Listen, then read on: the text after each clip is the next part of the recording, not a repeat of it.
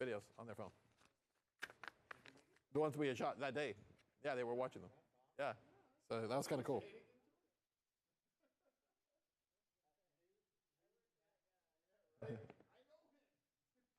He should have been like, what an asshole.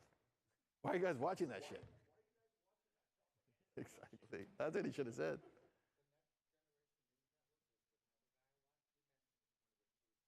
Oh, Next Generation? Which one is that one? Gary Fauci?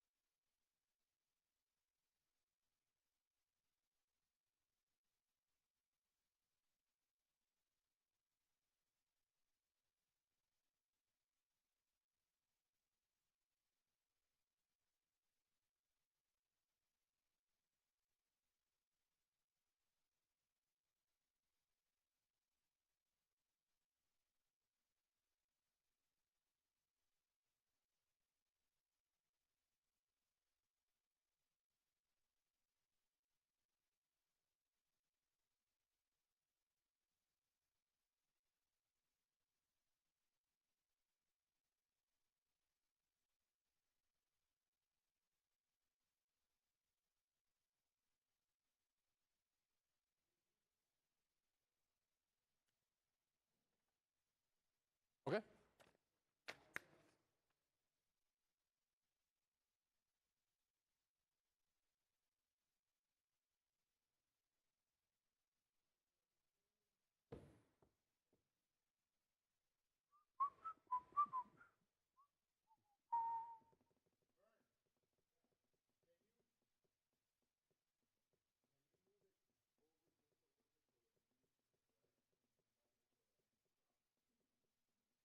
So in this case, since we're going to start with the interview first,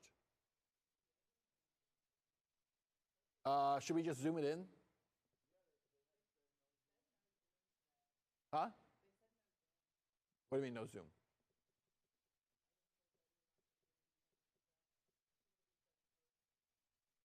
Correct. He can do it in post. But I'm saying since we're just shooting the whole interview, just the interview, we can just shoot all of this tight. That way it's like sharper focus. Yeah.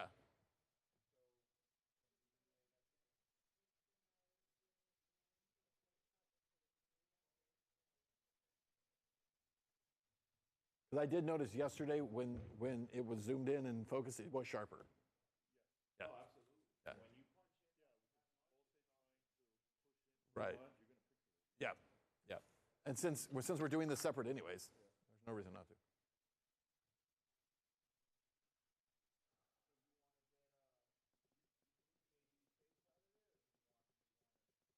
It's fine.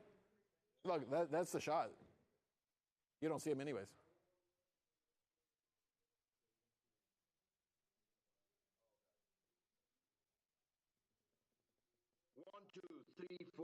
10.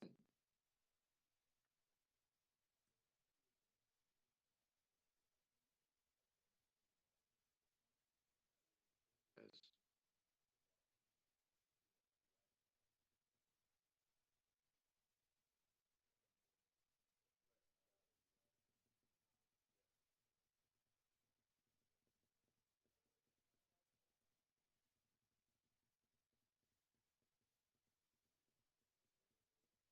That is one good You like thing. it? I'll put it out as a post. Yeah.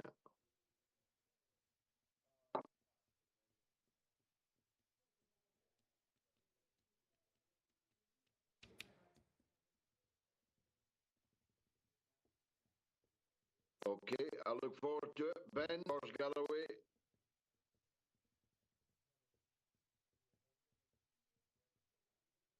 I do. I hear him right now. Can you hear me? I can hear you. Hey, George, how are you? Good to talk to you again. And you, my friend. I'm glad we're both firing on all cylinders. On or all most cylinders. of them. That's right. That's right. Excited to do this. We'll get rolling here in about a minute. Okay.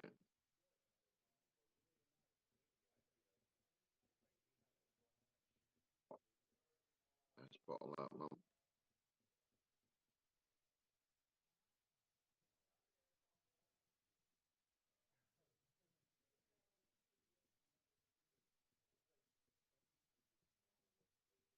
Three, four, five, six, seven, eight, nine, 10. Oh, thank you. She's amazing, huh?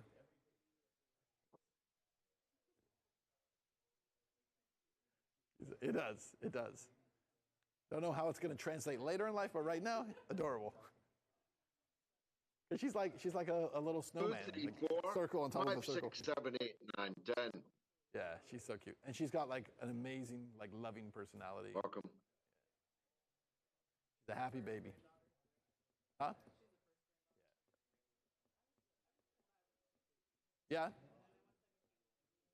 Not so much. You left all that behind you. Never looked back. Yeah.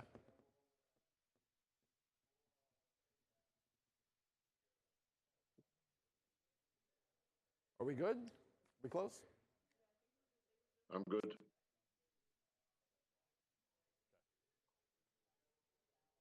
Rob, are we rolling?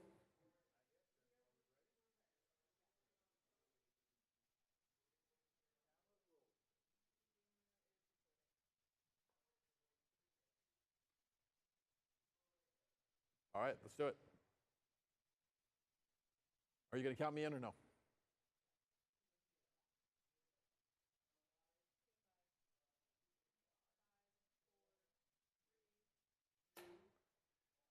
And joining me now to discuss is a man who is an expert in politics from across the pond. He is a former member of the UK Parliament, George Galloway. George, thanks so much for being here. Always a pleasure. All right, so what were your first reactions from the night? We've been talking about this obviously throughout the show today, and Vance, I think, outperformed what a lot of people expected. How did you see it? Obviously, a very dangerous moment now because and the UK say that they do not support a response to Iran's response. Seems like Netanyahu is going to go ahead with it. The UK and the US are really cautioning Netanyahu. Restraint is, of course, a highly debatable proposition. The display last night over and other places definitely outperformed previous Iranian expedition at Lviv. It was still a little bit performative, since that it deliberately didn't target civilian and completely avoided killing anybody at all. Single dead person in Israel, where Israel kills hundreds, sometimes thousands, with bombardments. So, all in all, I mean, giving it a military school, I'd say it was a solid 7.5 maybe out of 10. Yeah, let's talk about the vice presidential debate here in the U.S. Obviously, that's a huge moment in terms of how the American people will pick their next leader. The first question in the debate obviously surrounded this situation with Iran and Israel, but there's a lot happening around the world with what's happening in Ukraine. Seems like the buildup really to World War III on multiple fronts taking place. It's a vice presidential debate that took place, and yet it's still an important one. How did you see that debate breaking down? Well, not only the international situation, the fact that our citizens are floating dead in the water in the wake of a hurricane, and the government is doing nothing about it. It's me of George W. Bush in the disaster way back when. Incredible to me that your politics has the point of I love Israel even more. I'll support Israel, I'll support Israel even. So it's not just that. There's a very real of World War III in the South China Sea, and of course in the Persian Gulf, in the Levant. But the American political class, just like the political class, cannot get themselves out of Benjamin Netanyahu. Makes you wonder, Ben. Spent 50 years wondering just what first attract our politicians to a tiny settled outpost thousands of miles away on the Mediterranean, and now of only 7 million people, and yet to revolve around it. You know, you mentioned the people in North Carolina. There's 2 million people right now across this country right now who are suffering in the wake of Hurricane Helene. We're talking about people without power who don't have drinking water right now. It is now the middle of the week after this storm ravaged that region over the weekend, and the sitting president of the United States has still not visited the affected area. The sitting vice president of the United States has not visited the area. And when we talk about places like Israel, and we talk about what's happening in Israel right now, we talk about the $8 billion that the U.S. approved to send to Israel last week, along with the additional $8 billion and now close to $200 billion the U.S. has sent to Ukraine. It seems like the only people in the world that Washington cares about are the people who are being funded to take care of more wars. They don't even care about the people in the war zones. They care about funding the wars and that apparatus. I'll give you the last word here. That's right. I mean, it's not that they care about Ukrainians. They don't give up Ukrainians. They want Ukrainians as cannon fodder for the war against. The fact, though, that their own people are living in a situation in the aftermath of Helene that they can't even be fished out of the water. Your dam, your bridges are falling down. I'm so sorry. No worries.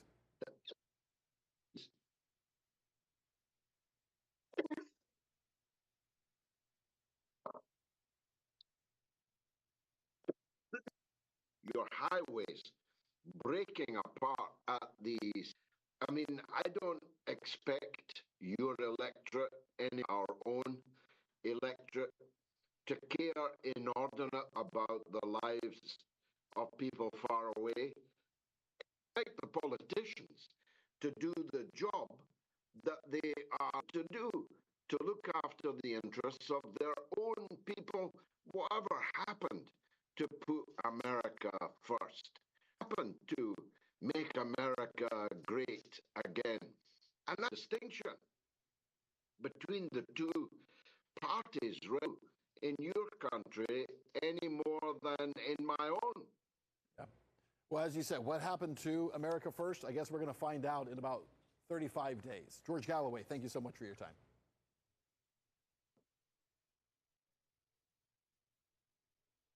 Thank you, George.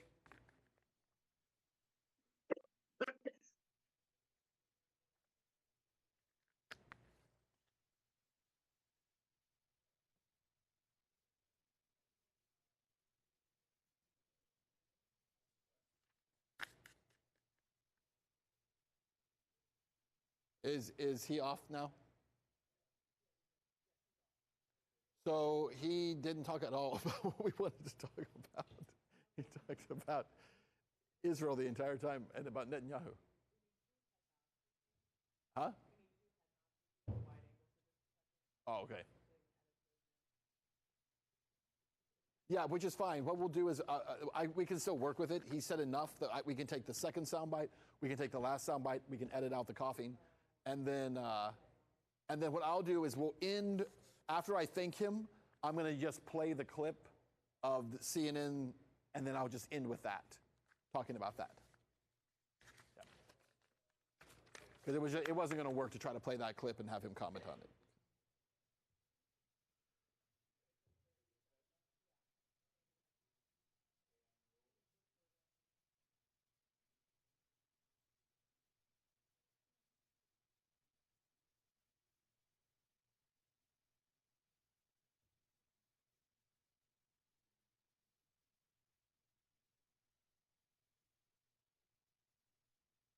Can I get you a lozenge?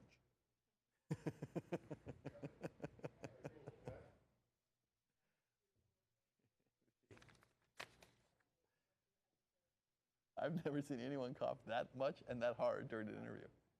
He was like dying. He's wiping his eyes with a cloth. He's drinking water. It's awful.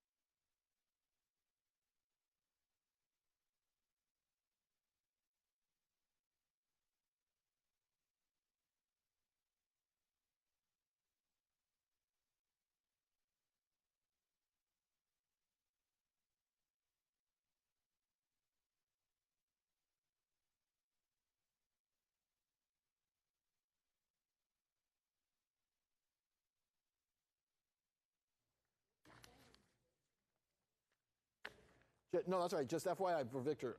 So I'm going to ad lib here and there. Okay. So if I'm referencing like a soundbite, I'm just going to say like listen to this or listen, and then just go to it. Okay.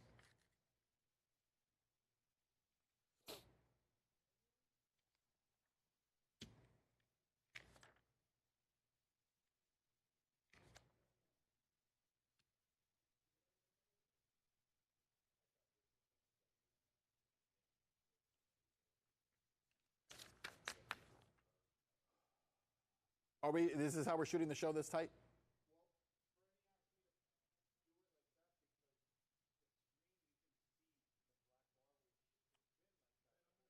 Okay.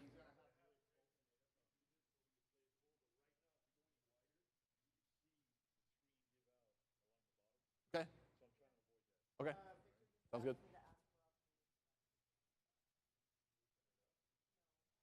I'm okay with it looking like this though. This is fine.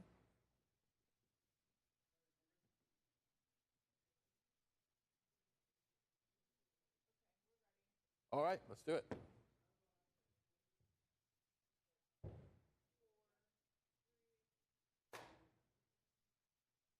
On Tuesday night, the debate stage became a battleground as vice presidential candidates J.D. Vance and Tim Walz faced off for the first and only time with the country watching.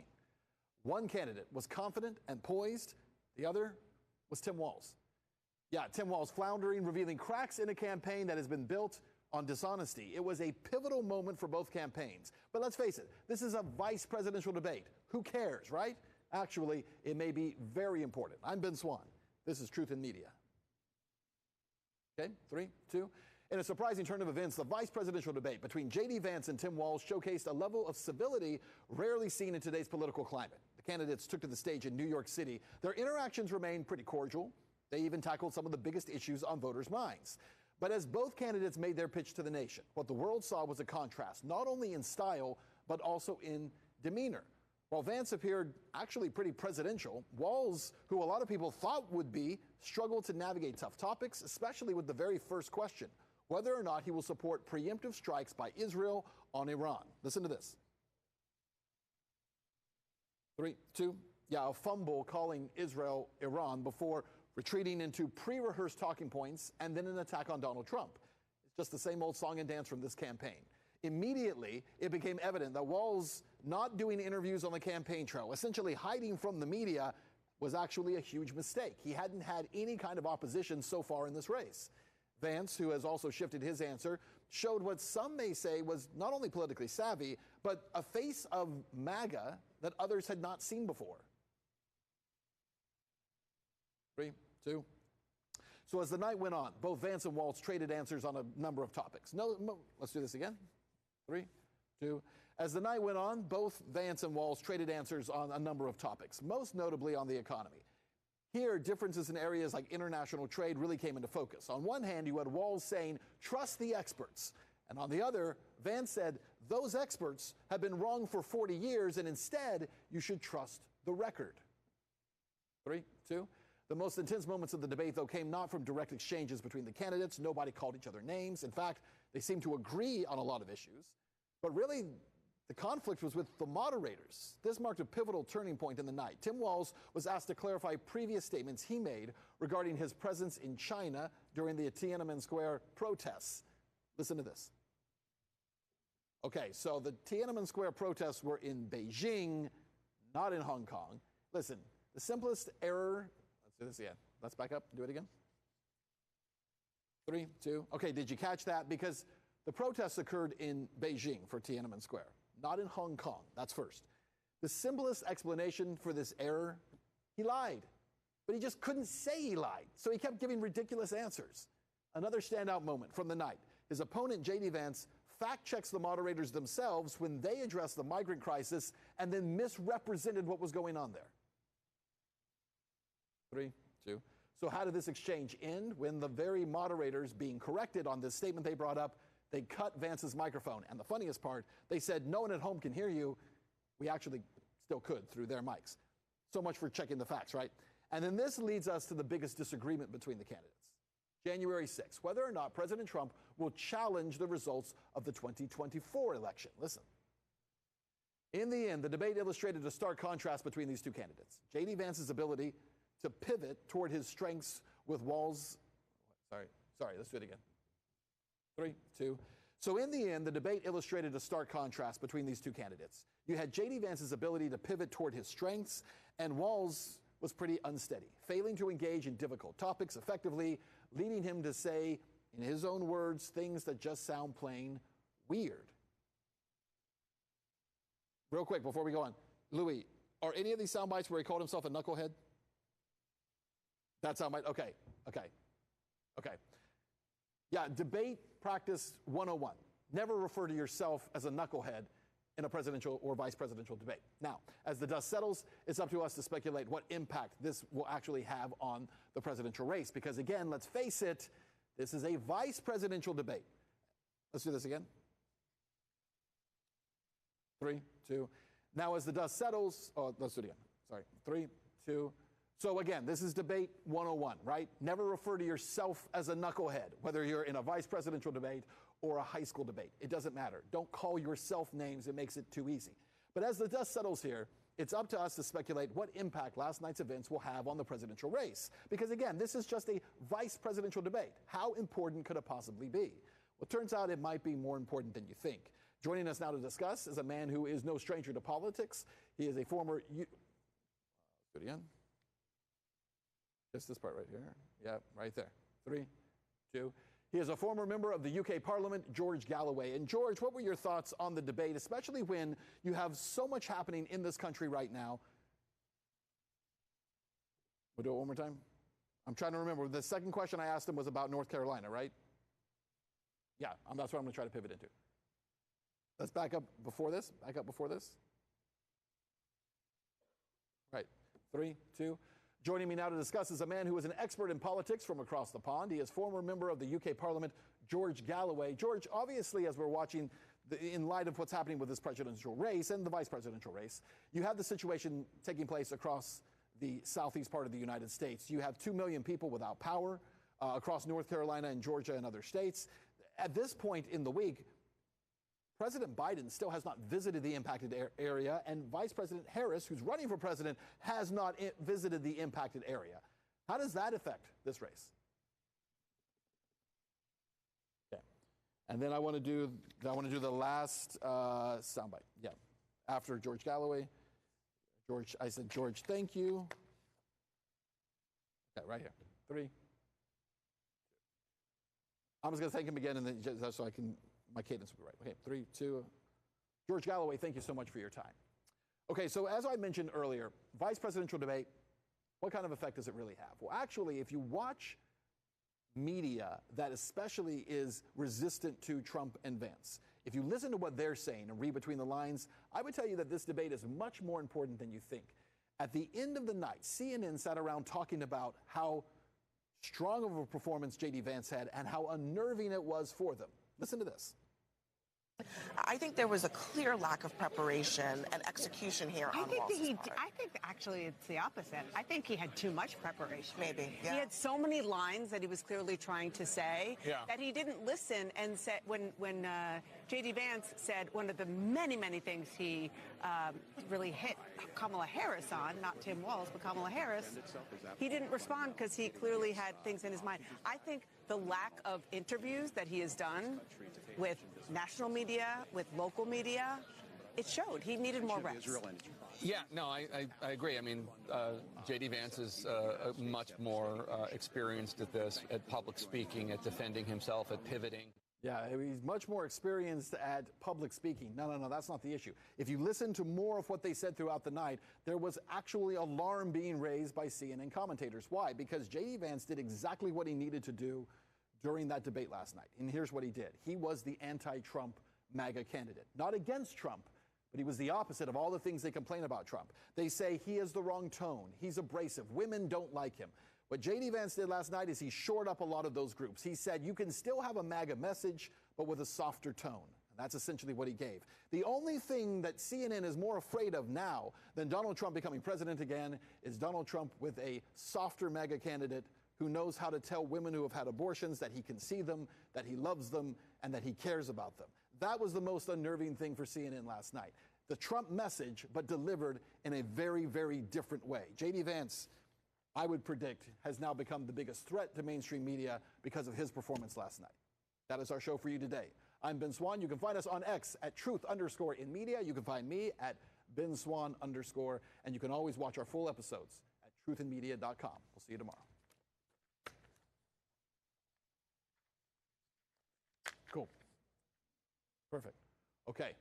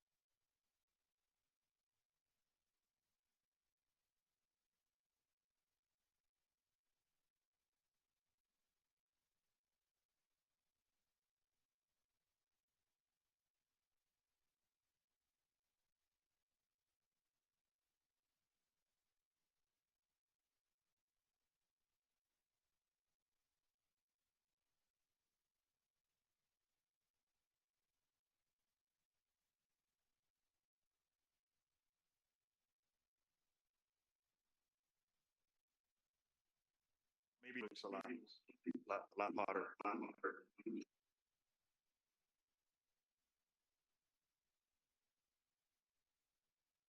Yeah, no, on camera it's looking good. Let me get out of this room. All right. All right.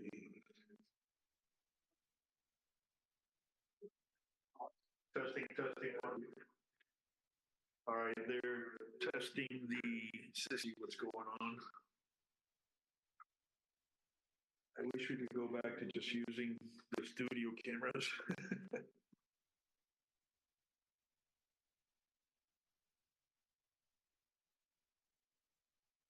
We test Zoom too, instead of Zoom. Yeah. Andre, can you put me on Zoom, on external two instead of one?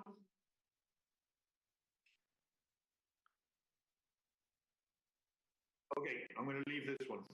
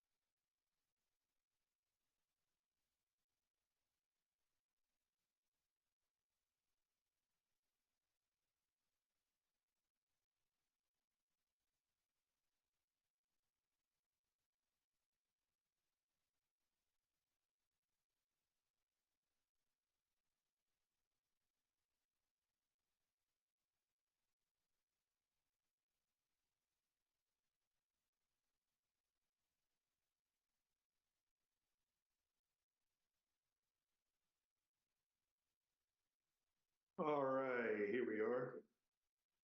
Testing 1, 2, testing 1, 2, 3. Huh, okay. So 2 is good. They're gonna check now 1. It was good, Mr. President. Yeah, I told him. We go back to my good time.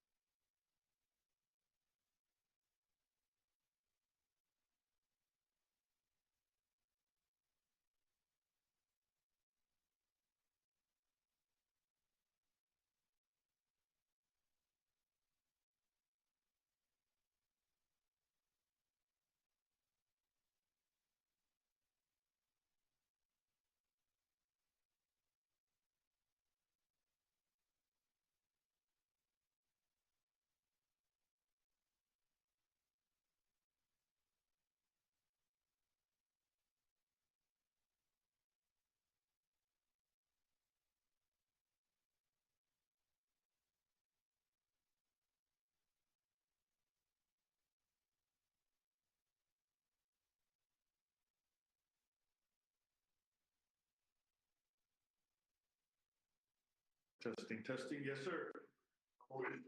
Huh? It's clean now. It's clean now? Hello, hello? Hello, man. Okay, Andre, it's good now. I don't know what to say.